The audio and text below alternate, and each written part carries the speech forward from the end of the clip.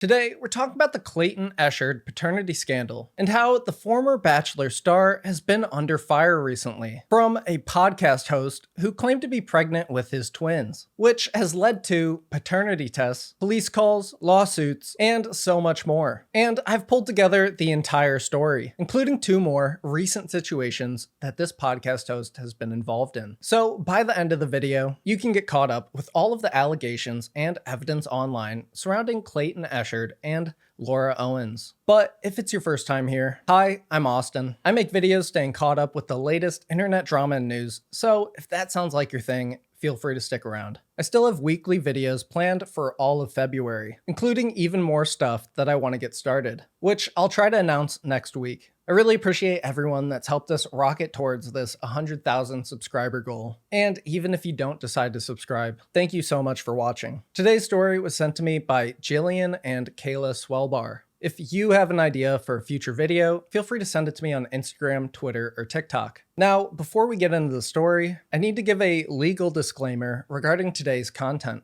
The information presented in this video, including any opinion, commentary, or analysis, is for informational and educational purposes only. The sources collected for this video are wide-ranging in their validity, and my channel does not warrant the accuracy, completeness, or usefulness of this information, and expressly disclaims any liability for errors or omissions in the content. The views and opinions expressed in this video are my own, and do not reflect the position of any company or individual in this story. I do not endorse anybody taking action after watching this video, unless you're donating to the victim. I reject any viewer that goes after any person I talk about in this video. Please keep your opinions in the comment section of this video and nowhere else. Again, understand today's information is presented as is, and any reliance placed on this information is at your own risk. Also, big content warning for talk about many different kinds of abuse. If you'd like to avoid that, please proceed with caution. Now, let's just get into it. This is Laura Owens, host of the Nobody Told Me podcast, which she runs with her mom. And in May of 2023, she allegedly messaged Clayton Echard on LinkedIn for real estate assistance. This led to a one-night stand, followed by Laura claiming to be pregnant with Clayton's twins. But before we can talk about this situation, we need to get caught up on some of Laura's recent history. And we'll need to discuss Clayton's appearance on The Bachelor. First, let's talk about Laura, who's been involved in two past controversial relationships. The first starting in April 2016 in San Francisco, California, with a man named Michael Marraccini. A summary of the timeline is provided on justiceforclayton.com. We'll talk about the website's role in the larger story a little bit later. Here's what allegedly happened. April 2016, Laura Owens begins a relationship with Michael Marraccini. According to Michael, via court records, he tried to end the relationship prior to their upcoming Iceland trip, but was coerced by Owens' parents because she was threatening them with suicide. Ron Owens, Laura's father, begged Michael to stay in contact with her because her life was at risk and that he would help him get out of this relationship afterwards once she was safe. December 2016. On December 30th,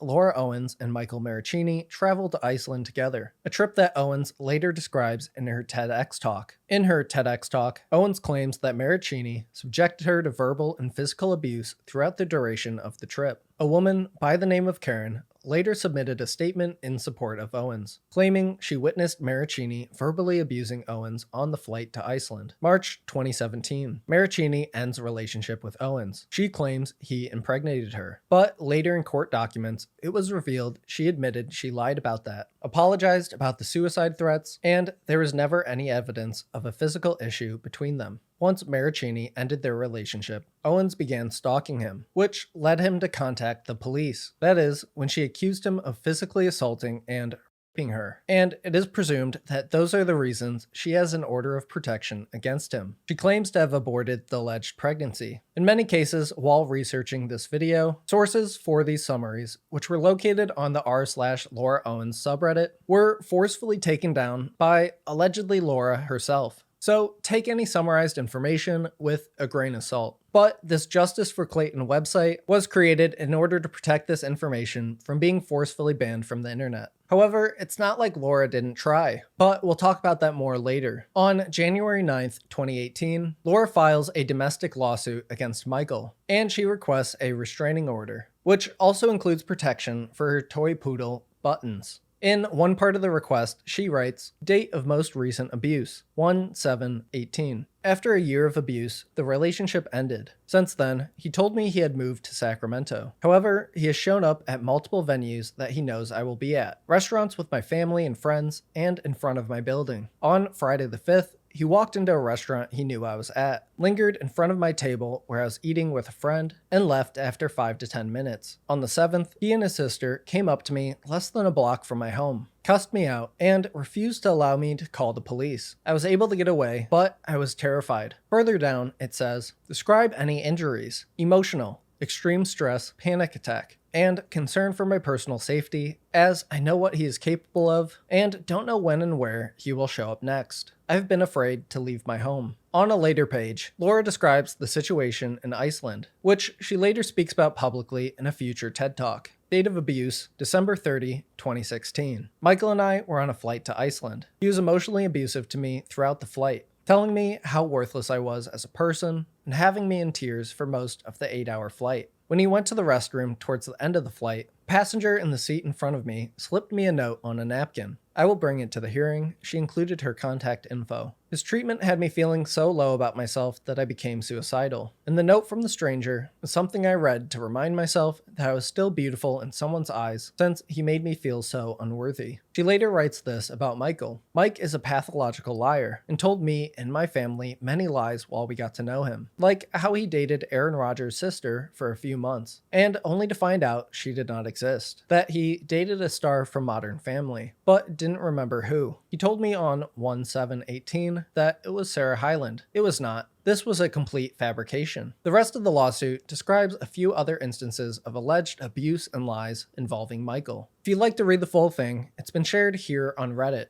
A couple weeks later, on January 22nd, Michael's legal team responded to Laura's request for the restraining order, disagreeing with what she had submitted. Here's what they write for his reason for not agreeing. For approximately 8 to 9 months, from April 2016 until March 2017, I was involved in a dating relationship with Petitioner. During that time, Petitioner wanted a far more committed relationship than I was interested in. The allegations she has made are a total fabrication from a young woman who has threatened suicide multiple times, been hospitalized for depression, and been on anxiety and depression medications. For the sake of her mental and emotional stability, I tried to work things out with her and have a friendship, but she has continued to be focused on having a permanent relationship with me, which I did not want. As shown in Attachment 1, text messages between the petitioner's mother and myself, petitioner has suffered from emotional issues that necessitated her placement in an inpatient facility, followed by outpatient treatment and multiple medications. Attachment 2, text messages between the petitioner's father and myself. He also acknowledges petitioner's mental and emotional instability. The petitioner's father, in a text message dated December 2016, told me, please call Laura and promise her anything. She wants to keep her alive, and I promise to help you get out of it as soon as she's safe. Please, now. Additionally, the text from petitioner to my sister, Attachment 3, in December 2016, show petitioner as a person consumed with her love for me and her desire to make our relationship work. I ended the relationship and wanted to move on with my life. Regarding her specific claims, question 2, I was leaving a restaurant with my sister, which was 300 feet from my sister's apartment. When we were exiting, petitioner was outside and immediately confronted us and called me a liar, and thief. I asked her to leave me alone and to stay out of my life, but she kept arguing. Following this encounter, she wrote my present girlfriend and made accusations about me. Regarding number 4, since before we dated, petitioner has taken multiple medications to help with depression and anxiety. The texts and all of the attachments confirm this. Towards the end of our relationship, petitioner told me she would take horse tranquilizers to calm down. The following pages of the response show the text messages he's referring to. If you'd like to read through this case, it's been posted here on Reddit. A couple months later, in March of 2018, Laura filed a declaration in support of her request for a restraining order. In this declaration, she included even more graphic stories regarding alleged abuse she received from Michael. Going through some of it, she claims Michael would often hit his girlfriends in their sleep, and he'd make physically abusive jokes like pushing her into a shrub. Then she describes a situation where she got pregnant, then was heavily pressured by Michael to get an abortion, followed by him screaming at her when she would talk to him about feeling guilty. She goes on to explain that after 1 month into the relationship, he started making her pick up the check at dinner, with her eventually having to pay for literally everything, claiming that in November of 2016, he started calling her his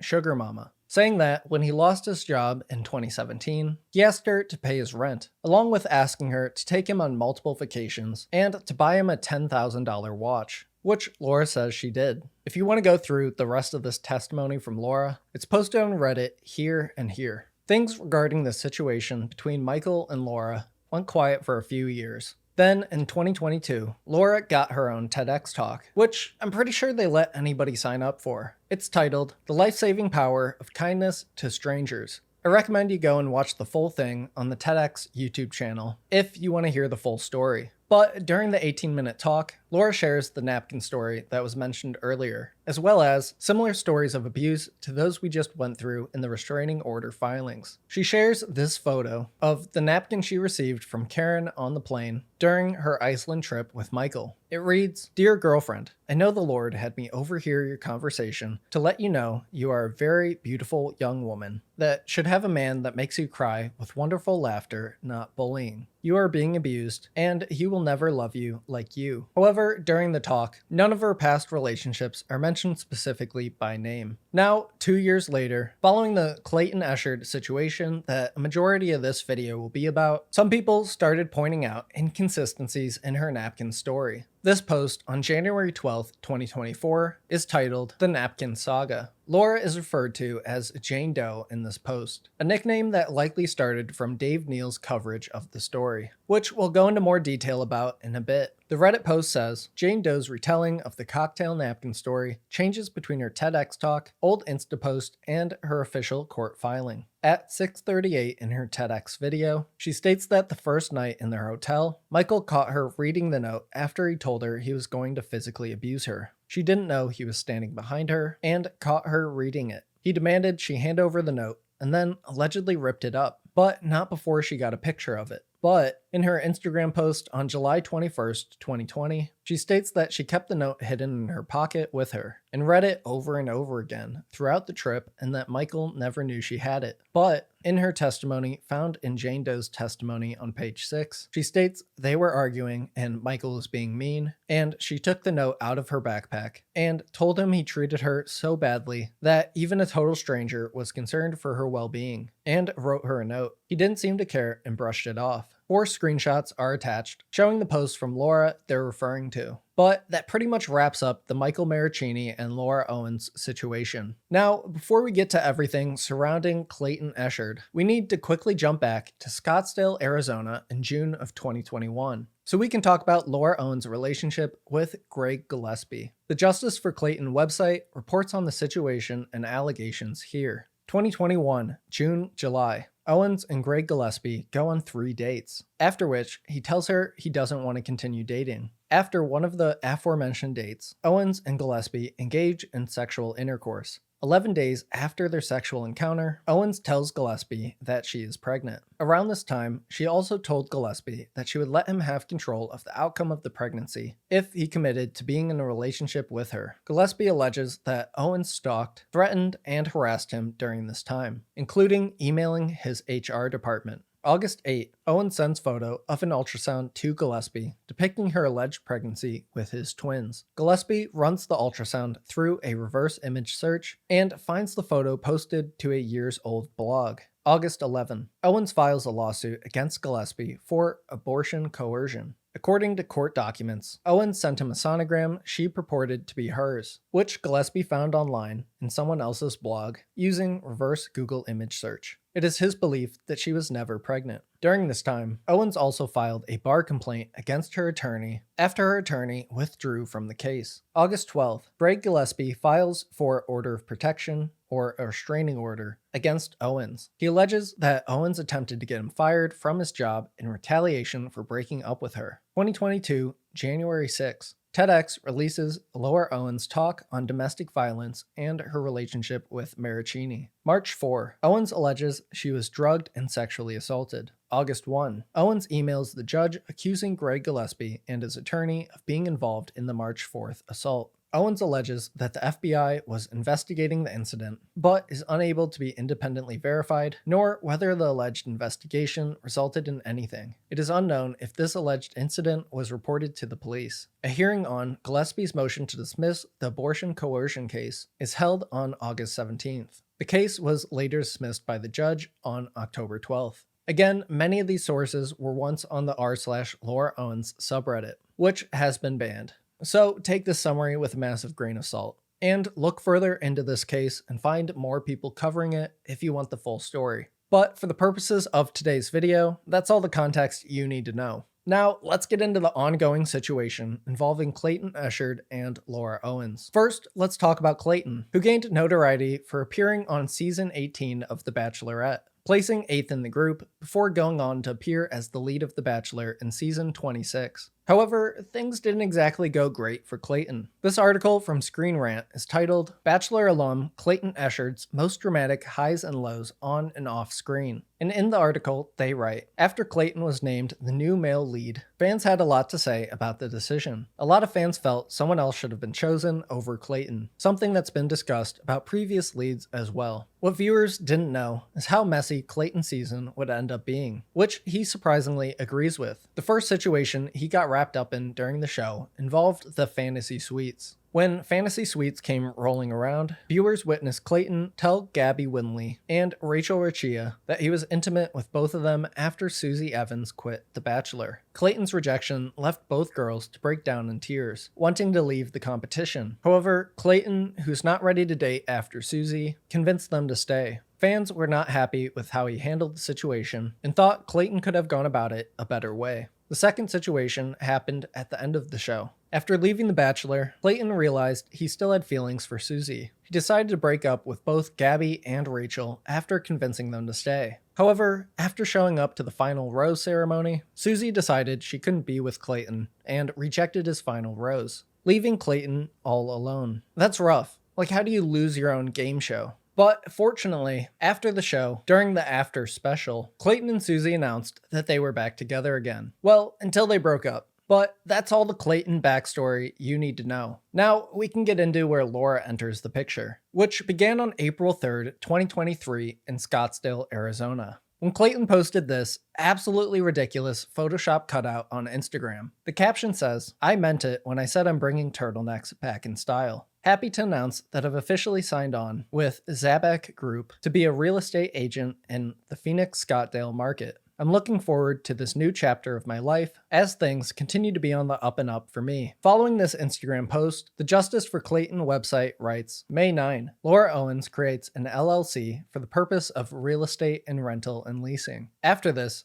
Owen reaches out to Clayton Echard on LinkedIn for real estate assistance. May 20, the two meet in person for the first time. The two have an intimate encounter, which Echard describes as only oral sex. The following day, Echard tells Owens that the hookup was a mistake. May 25, Echard asks Owens to leave him alone, informing her that he's considering contacting the police. June 1, 11 days after their intimate encounter, Owens alleges she had her first positive pregnancy test. Around the same time, Owens tells Echard that she would let him have control of the outcome of the pregnancy if he committed to being in a relationship and loving and caring for her. The news stories that this information is sourced from will come up later in the timeline. June 17, Owens claims that Echard purchased a pregnancy test and asked her to urinate in front of him to confirm the pregnancy. June 27, Owens' Iceland story is published in Chicken Soup for the Soul. July 2, Owens emails Echard's parents, inviting them to her ultrasound. On July 31st, 2023, Laura allegedly calls the police on Clayton and tells them some concerning details regarding their relationship, sharing personal emails and text messages between them. The police report reads, "She resides at blank. She is currently out of town. She is pregnant with twins by her ex, Clayton Echard. Recently, he has been sending text messages that she finds concerning. He has expressed his disbelief that she is pregnant with his child, and he has threatened to file fraud charges against her. He has talked about his hatred for her. He also wants her to provide him with contact information for her previous boyfriend. She told me her previous boyfriend tried to kill her. He lives in San Francisco. She did a TED Talk about her previous relationship, and she finds it concerning that Clayton wants to contact him now. She has asked Clayton to tell her that she's safe, but he refuses to do so.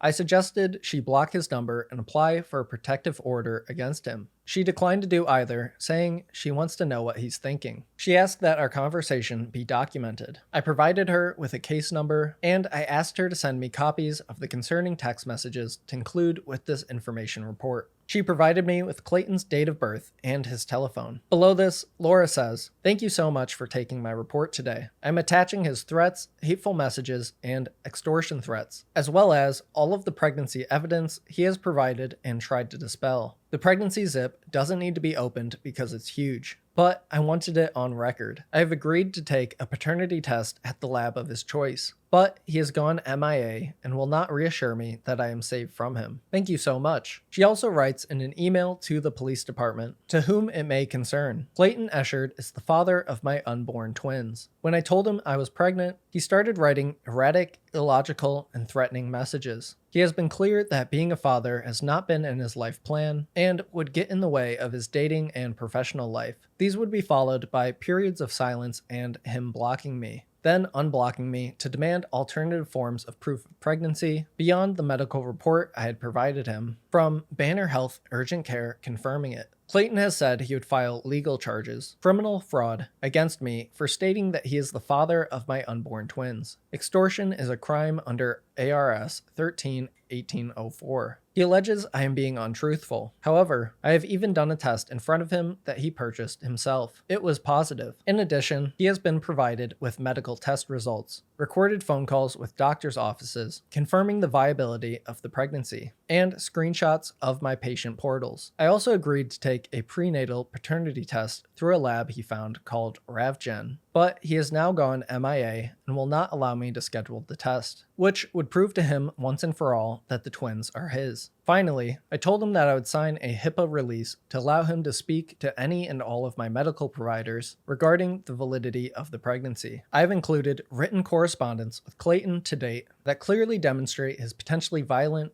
threatening, and intimidating behavior. I have invited him to attend a doctor's appointment on August 7th for a consultation and ultrasound. His paranoia extends to the level that he believes I have hired someone to pretend to be a doctor and who will confirm the pregnancy. He simply refuses to believe that I am pregnant, despite seeing a test with his own eyes, and that he is the father, despite my willingness to take a paternity test. Clayton also demanded contact information for my abusive ex, whose attempts to kill me I did a TEDx talk about, and which Clayton linked to in the message for his request. I have a CLETS restraining order against the man he wanted to speak to, and engaging him in communication would put me in a vulnerable position. Endangerment is a crime under ARS 13-1201. I am very concerned about my safety, and I don't know what actions Clayton will take because he is so volatile, controlling, demeaning, and hateful. I've asked him on many occasions to reassure me that he will not hurt me or our unborn babies, and he will not respond to that simple question. I told him I would file a police report if he didn't. I have proof that Clayton has read those messages, which I am attaching. Crimes of intimidation and threats, by word or conduct, are listed as a criminal offense under ARS 13-3601. A domestic violence offense against a pregnant person is a felony offense under ARS 13-3601. For all of the reasons above, I am concerned that Clayton will cause physical harm and injury to me, Please enter all attached documents and recordings into evidence and include them with this report. Thank you. The rest of the 18-page report shares screenshots of alleged emails and texts from Clayton. I recommend looking through the whole thing if you want the full information. It can be found on the Justice for Clayton website. Following this, just one day later, on August 1st, Laura files to establish paternity with Clayton in Maricopa County, Arizona. And 2 days later, JusticeForClayton.com writes that Owens emailed the Arizona Suicide Prevention Hope Conference to get Echard removed as a guest speaker. In a later source, we find out that 3 weeks following Laura's paternity filing, Clayton submitted a response to the case. And about a month after this, on September 15th, the Arizona Real Estate Department sends Echard a notice that he violated realtor conduct. This was after Owens filed a complaint against him.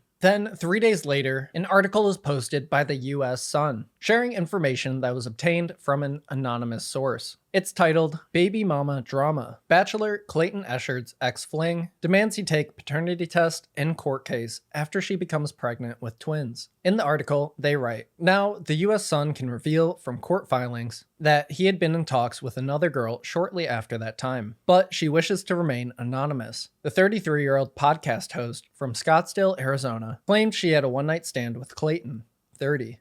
That allegedly led to her becoming pregnant with twins. On August 1, she filed a lawsuit in an Arizona family court, demanding he take a paternity test after he didn't believe he was the father of her twins. The lawsuit was also filed to put a parenting plan in place, if, in fact, he is the father of the unborn twins. She is expected to give birth in early to mid-February 2024. Both parties are currently arguing in court documents over the paternity test, that the woman has attempted multiple times to get Clayton to take a paternity test, but he refused, and Clayton is arguing in the docs that she refused a paternity test. The respondent, Clayton, makes knowingly false allegations against the petitioner, Clayton's ex-fling, in his response to the petition to establish paternity that would be detrimental to the petitioner's reputation. The woman, a TEDx speaker, wrote in the court docs exclusively obtained by the U.S. Sun. It's kind of hilarious how Laura wants to remain anonymous, but she just has to mention that she's a TEDx speaker whenever possible. Like that's impressive at all.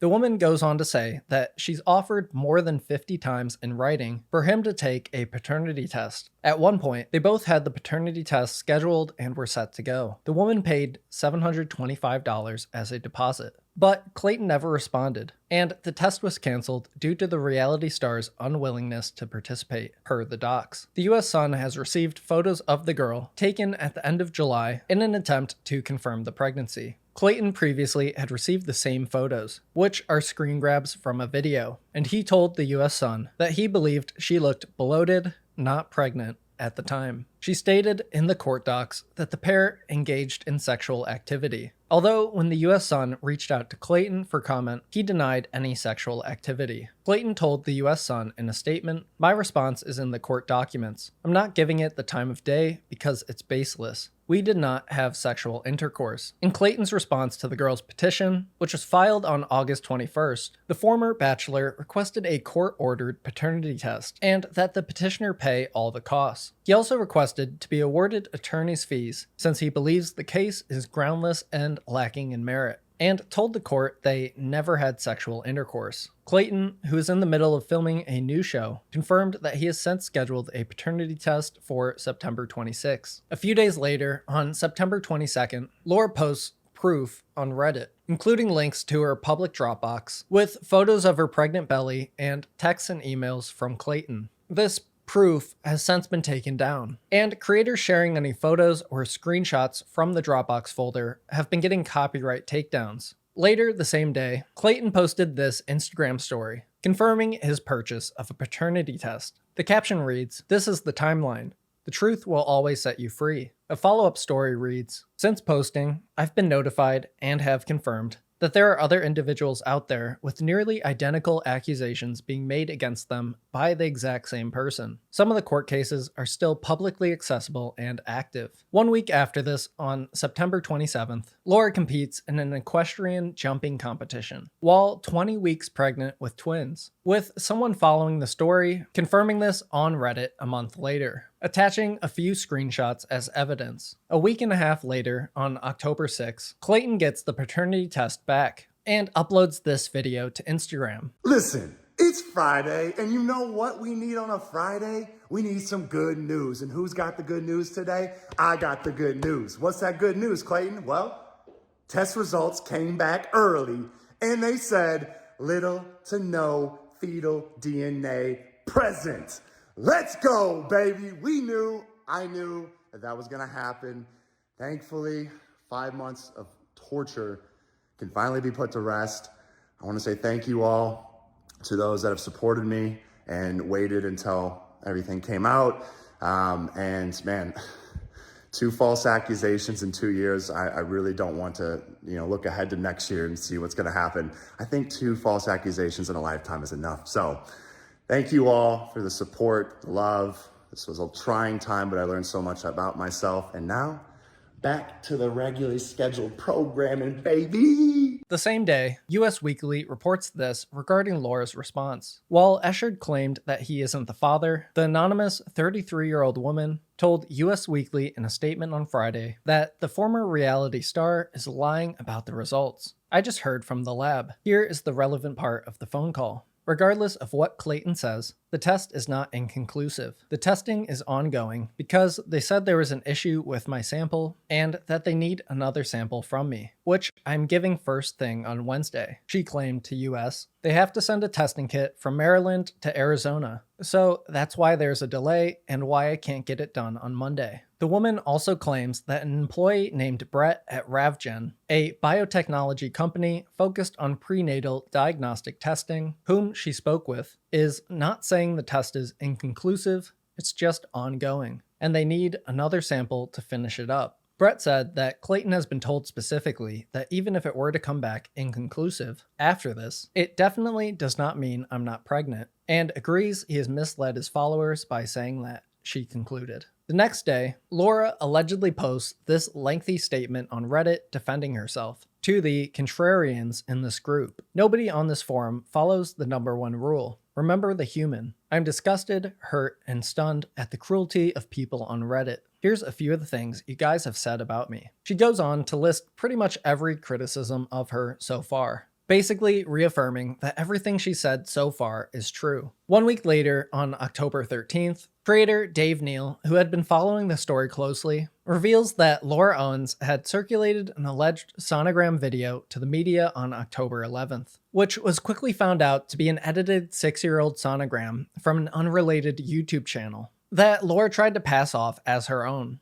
After this lie was discovered, Laura claims that Greg Gillespie, her former boyfriend, hacked into her account and sent the fake sonogram to the press. Meanwhile, Dave still has the Dropbox download and confirms that the same sonogram was uploaded there as well by her. 1 week later, due to showing the contents of the Dropbox folder, which has now been taken down, Dave Neal reports that he received a cease and desist letter from a lawyer allegedly related to Laura Owens. The following week, a court hearing happens for the case Echard v. Owens in Scottsdale, Arizona. During the hearing, Clayton's lawyer explains that Laura also sent him an ultrasound, which he believes to be doctored, claiming that she also refused to call the OBGYN's office to verify the ultrasound's authenticity during their early resolution conference. This same day, Dave Neal starts a GoFundMe to help out Clayton with legal fees. The description of the campaign reads, Clayton Echard is facing several legal battles within the Arizona court system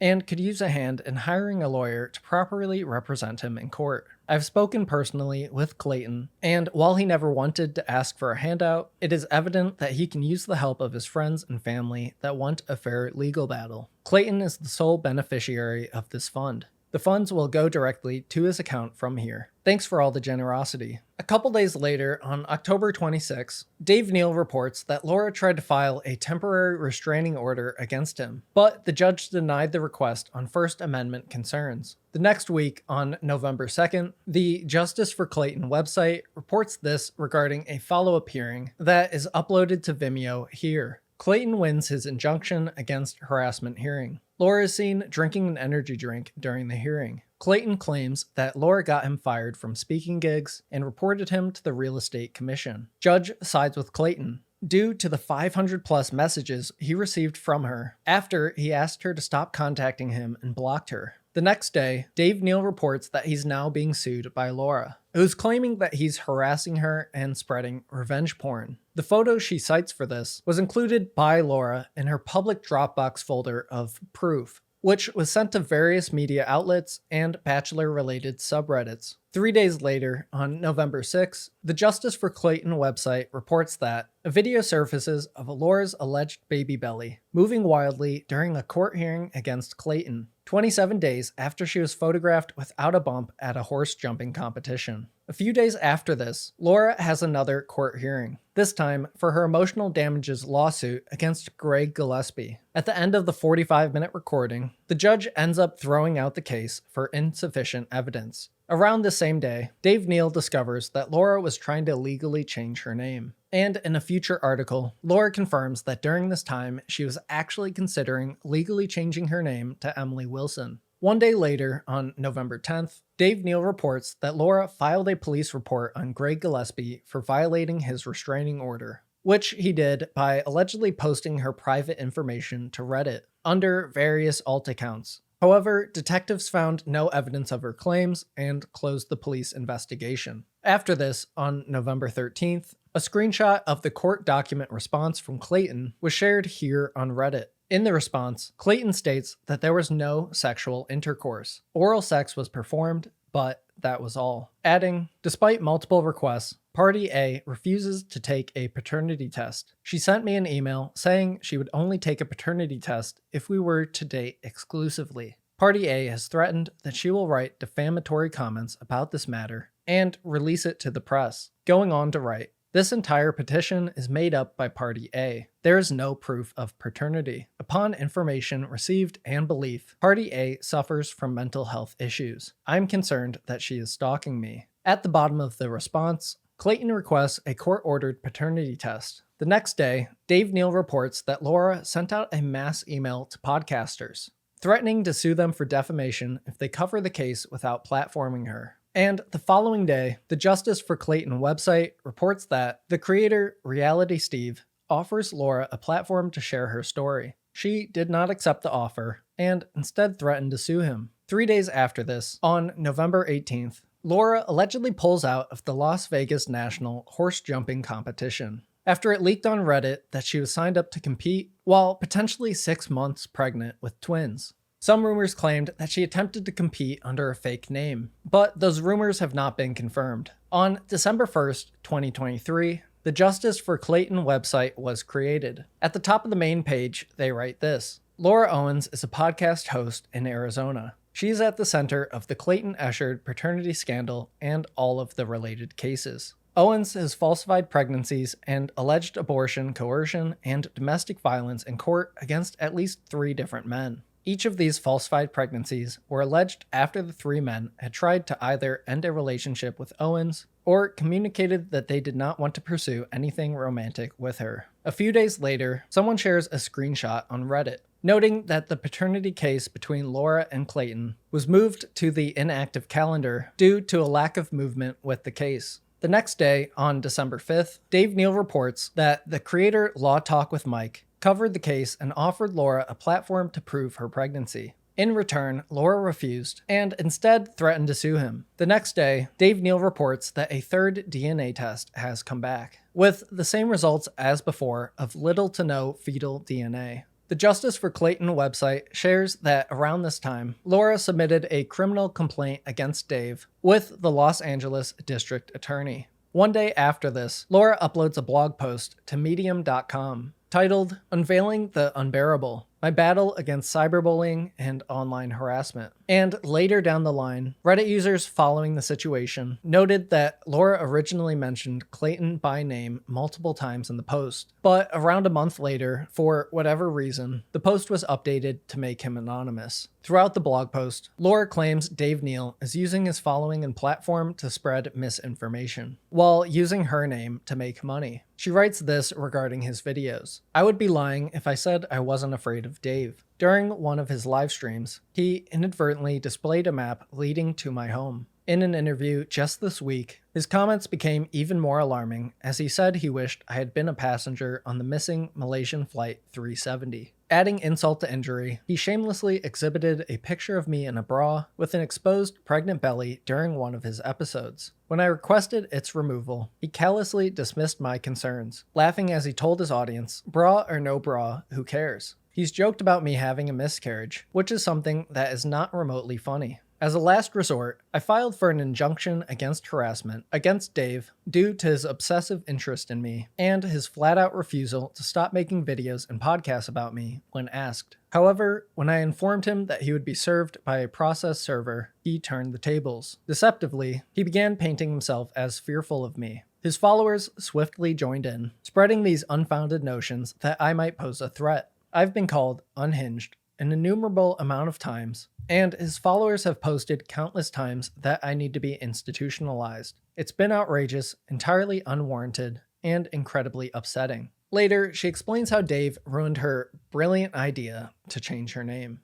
I thought that maybe if I were able to change my identity on the outside, I might get back to feeling like myself on the inside. After a lot of thought, I decided to file for a legal name change, which was discovered by Dave the day after I filed the petition with the court. And my new identity as Emily Wilson was disclosed to his audience, making it obsolete. I felt like I had run out of ideas to escape the relentless nightmare I was living in. She continues on in the blog post to restate that she hasn't lied about a single thing. The following week, on December 12th, Justice for Clayton reports that Clayton filed a motion in family court to extend the dismissal date to definitively, on record, settle if he is or is not the father of Laura Owens' alleged twins. Users on Reddit found that an anonymous person called in a wellness check for Laura on the same day. Many people replied to this post, predicting that the anonymous caller may be Laura herself, allegedly, so she has more backup for her lawsuit against Dave Neal, with other people pointing out that it's strange for the caller to refer to Clayton as an ex-boyfriend,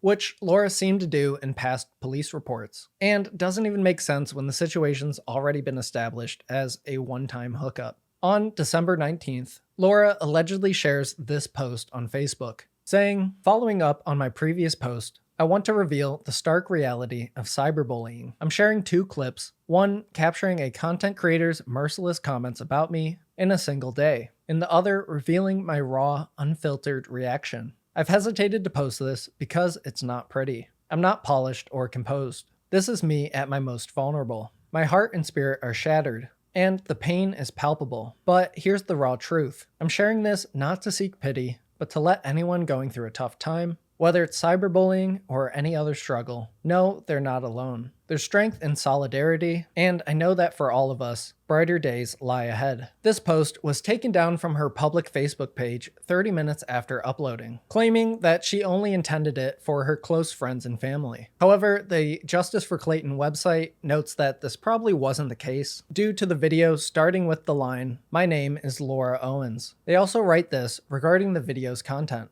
Owens posts a public video on her Facebook page, which opens with, "My name is Laura Owens," and proceeds to speak for over 6 minutes about being cyberbullied. The video is shot from her neck up. The sounds she makes are of a crying nature, but no tears are actually seen for the entirety of the video. She specifically calls out Neal, Reality Steve, and Reddit sleuths for alleged cyberbullying.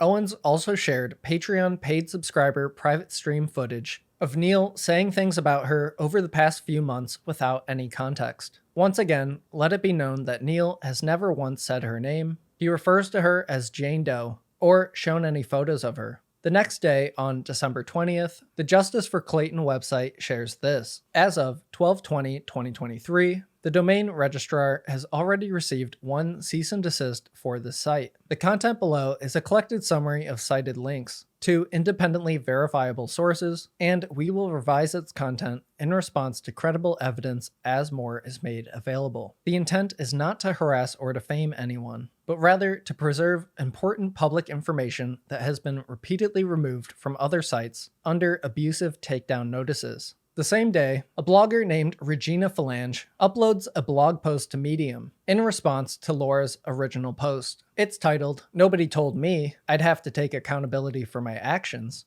And in the blog post, she describes Laura's actions over the past few months as a public smear campaign against Clayton Echard. Writing, once again, she's taken to Medium to post a lengthy article to paint herself as the victim of a story that she took public and continues to leave out important context that doesn't fit the narrative she is trying to sell the public. She has never been able to provide verifiable proof that she is pregnant. She fails to mention her own harassment of Clayton Echard, which is what Dave Neal has been reporting on. She does not deserve special treatment by being able to silence everyone who tries to bring her actions to light. Regina goes on to quote parts of Laura's post and refutes multiple statements made. And the very next day, Regina's blog post was forcibly taken down off of Medium, allegedly due to Laura reporting harassment. I'll link Regina's archived Medium post below in case you want to read through it. A few days later, on Christmas Eve, a user on Reddit uploaded this long summary of the entire situation to help new people get caught up. It goes over pretty much everything I've covered so far, but we will quickly read this section regarding all of the litigation just to recap. So far, there's been 5 total restraining orders or injunctions against harassment involving ex-fling number 1, ex-fling number 2, and Clayton, 2 of which are issued against Anonymous. 1 attempted restraining order against Dave Neal, who has been covering the case on YouTube, which was rejected by a judge citing First Amendment concerns. 1 prior suit brought against ex-fling number 2 for emotional distress, seeking $40,000 in damages. Ex-fling number 2 countersued for emotional distress. Both lawsuits were dismissed by a judge. 1 current harassment suit, Anonymous vs. Dave Neal. 1 current paternity lawsuit, Anonymous vs. Clayton Echard. Multiple cease and desist letters or threats of defamation lawsuits. 2 online platforms or content creators that host any doubts about Anonymous. The next day, on Christmas, Laura apparently wasn't too busy because the Justice for Clayton website explains this happening. December 25, Laura Owens sends a cease and desist letter to TikTok YouTube personality Liz Neptune regarding the use of a video Owens had posted to Facebook that had been used in a TikTok video by a different creator, not Liz Neptune. That creator is not affiliated with Liz in any way. Yet, Owens claims that she has proof that they are, but has not provided that proof. Owens and Neptune engage in a brief email correspondence, ending with Neptune telling Owens to never contact her again. Owens reported the correspondence as harassment to Liz's local sheriff's department. These details are laid out by Liz Neptune 2 days later in a YouTube livestream, which followed this Reddit post from Liz where she writes, "She has contacted the Broward County Sheriff's Office to inquire about filing a restraining order against me for harassment. I will be going live tonight on my YouTube channel to discuss." The 2-hour YouTube livestream, where she goes through all of the email correspondence with Laura, is up on her YouTube channel with the title, "I am being harassed by Clayton Echard's false accuser of paternity."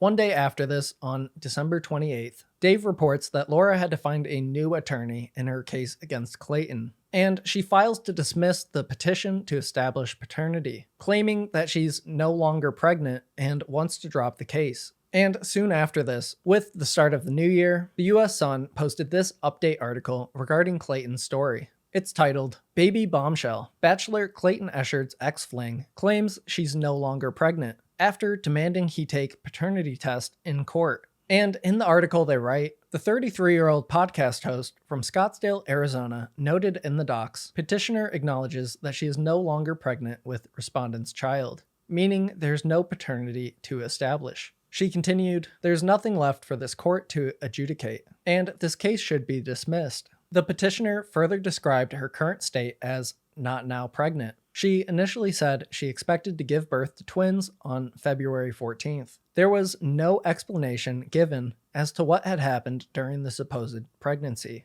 A couple days later, on January 4th, Dave and somebody on Reddit started reporting on new transcripts coming out of the Laura and Clayton court documents, which includes an email that was sent to Clayton from allegedly Laura's mom. She says, "Hi Clayton, have you heard from Laura today? She was supposed to be at the barn for an early appointment with one of the horses, but the vet called me to say she didn't show up for it. I checked my email and saw that I missed one she sent very early this morning after I went to bed. The content is private, but given the circumstances, I think it's important that you read it. And Laura's allegedly real message to her mom says, "Mom, you've always said that one of the best and worst things about me is that I look to what's 10 steps ahead, then enjoy what's right in front of me. The future has always given me hope and been something I look forward to, but that's not the case anymore. You know that I initially only saw the pregnancy as holding me back in life, but with your help, I began to see it as something unexpected but not unwanted.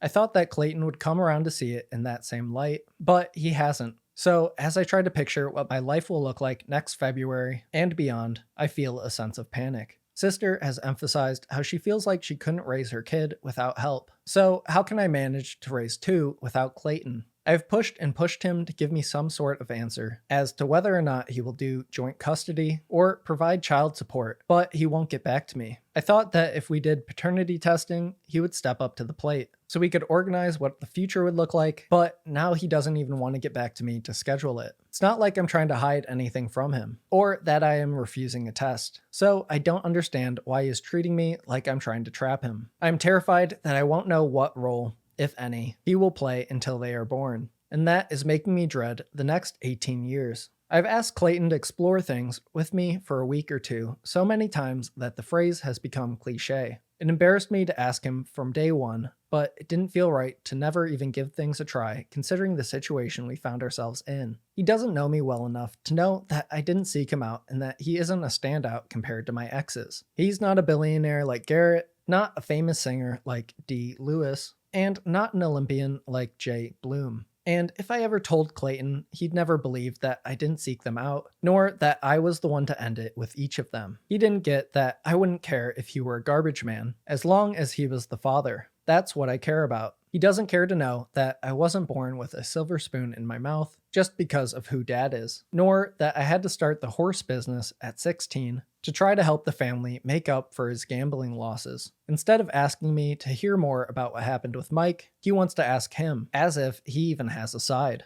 He won't give me the time of day to explain what Andrew did to me, and why the FBI's involvement meant I literally couldn't be with anyone until him, and why the babies couldn't be anyone else's. Clayton thinks I'm an ugly girl who isn't worth his time. And I know that the babies will mean I won't be worth anyone else's who wants to date a single mom with twins whose dad probably won't even take them for a weekend here and there. I will spend years trying to explain to them why their dad couldn't try a week to make things work with their mom when I will never understand it myself. I will spend their whole lives trying to explain to them why their dad wants nothing to do with them, and I know they will feel guilty about that and have issues forever because of it. She goes on to share similar feelings for the next 4 paragraphs. Before ending with this, I emailed him shortly before I wrote this, saw he read the email and didn't respond, so I know he doesn't care. His life would be better without me and the twins in it. And if he has the ability to feel any guilt for what he has done to us, I hope he does. If something happens to me,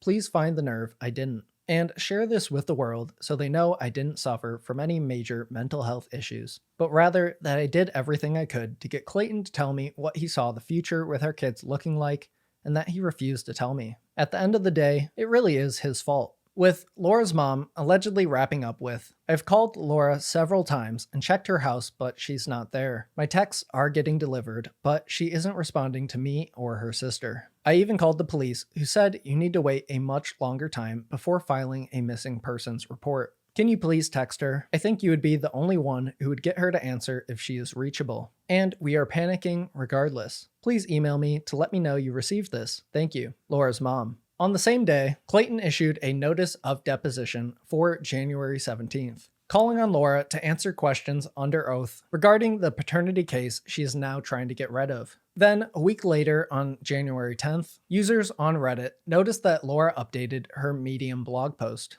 removing all references to Clayton, as well as removing Dave Neal's last name. The next day, on January 11th, Clayton joins the podcast, The Vile Files, on an episode titled Going Deeper with Clayton Echard, I Am Not the Father. An article from Screen Rant covering the episode writes, Clayton noted in the podcast episode that twins often do not make it to full term, and that if she is indeed pregnant, she will likely give birth soon. The former reality star shared that he is mentally in the best place he's ever been as he waits for this to settle. He said that most recently, he's working to ensure this woman does not get away with this, not just for him, but so she can't do this to anyone else. Going on saying, also, Clayton shared that not only has he mentally struggled for months due to the paternity scandal, but he has also lost out on opportunities and has had to spend a considerable amount of money to defend himself. If Clayton succeeds in preventing the woman from walking away without facing the truth, it will come in February 2024. Following the episode, Clayton posted this update on Instagram the next day. It reads, false accusation update. Since we recorded Nick's podcast, here's what has happened. 1. This individual's lawyer filed in court that she is no longer pregnant, but gave no explanation as to what happened to the children. 2. That lawyer has withdrawn from the case. 3. A new lawyer has just filed to appear on her behalf. 4. We are waiting to see if the judge will subpoena her medical records she claims she has from the pregnancy. The goal is to prove, as we know, that she was never pregnant at all, and to make sure we have a court finding that stops her from claiming that she was at a later point in time. And 1 week after this Instagram update, on January 17th, Laura failed to show up for the deposition regarding the paternity case, and instead files a motion for confidentiality regarding the case. A few days later, Dave goes on to cover Clayton's lawyer's response regarding this confidentiality request, explaining that they found the request massively overreaching. On January 25th, Laura got back on Reddit and made this lengthy post titled Goodbye Reddit. She writes, I was not a Redditor before this case, and I won't be after. The way that people have treated me on this site, and seem to treat anyone really, is with cruelty and hate. You guys are coming from a place of pure ignorance in regards to what happened between me and Clayton, but have an extremely cruel way that you communicate with others. I've seen people say that I should consider killing myself, that I am evil, unhinged, insane, a lunatic, mentally ill, dumb. Another favorite was that I've only been successful because of mommy and daddy. Your words, not mine. When you all know nothing about how I grew up. None of you know what happened that night between Clayton and I when he was insanely high, as he wrote in his email to me, which I'm sure you have all viewed on Dropbox. Clayton has never denied that we hooked up. He never denied that he sent each and every one of those messages that I have posted. People don't know that the reason he has held animosity towards me is because of a real estate transaction gone wrong, where he didn't even submit one of 2 offers I signed. I reported him to the ADRE after I lost out on the property, and he was found in violation of a professional code for never submitting it. That's why he has been angry with me. You act like you're great detectives, but you didn't realize that the order of protection that was posted 2 days ago wasn't actually real. All restraining orders in Maricopa County are public record, and I have never had one taken out against me anywhere. I've taken out 2 in Maricopa County, 1 in 2021 and 1 in 2022, and both were against the same man. You guys know nothing about the prior 2 relationships I was in, nor the abuse I suffered. To see people call my abusers victims makes me sick, although I know they both come on Reddit and have posted themselves. I would never falsely accuse anyone and misuse the system. I would also never pretend to be a law firm, which I have been accused of in a circulating doc. My abuser did that, and the lawyer he claimed I was impersonating is actually a family friend who backed me up 100% in supporting documents. My lawyer also wrote the cease and desist letter that was sent to Clayton, and I know a Redditor contacted him to confirm it, which he did. I don't fake pregnancies to trap men, which is a horrible thing to be accused of. The 2 documents that were leaked were never heard by the court and were allegations by my Arizona abuser in one case and by my California abuser's brother-in-law in the other. There was never a doubt that I was pregnant in either case. My Arizona abuser had the pregnancy personally confirmed to him by One Medical. My California abuser went to Planned Parenthood with me to get the abortion. He and I stayed together for 2 years afterwards. And in the transcript from the deposition, he said that he was in the relationship for me and didn't care what I decided to do about the pregnancy. I have all of the medical documentation in the Dropbox that I tried to post the other day, but took down after being bullied. So please stop acting as if there's any other story. You guys don't want to believe the truth, even if you're shown it, because it's more entertaining to hurt me, apparently. She goes on for 4 more paragraphs, sharing a similar sentiment. I recommend reading the entire thing here on Reddit for the full information. At this point, on January 29th, a new Twitter account was created with the handle Clayton's Justice, and they've continued to follow the court proceedings very closely, sharing documents and updates whenever possible. I'll link the account below if you'd like to continue keeping up with the story after this video. But with that, we're pretty much caught up on all of the details surrounding the Clayton Echard paternity scandal, and how the former Bachelor star has been going through a lot lately, due to a podcast host who claimed to be pregnant with his twins following a one-night stand, which has led to paternity tests, police reports, and an ongoing lawsuit. But now that you know pretty much everything about this situation, I really need to know, what do you think about everything? What parts of the story stand out the most to you? Where do you think things are going to go from here? And who do you think's telling the truth and who's lying? Let me know all that and anything I missed down in the comments. If you want to stay caught up with even more internet drama and news, subscribe for the next story, and check out any of my recent videos. Thank you so much for making it all the way to the end, and I'll see you in the next one.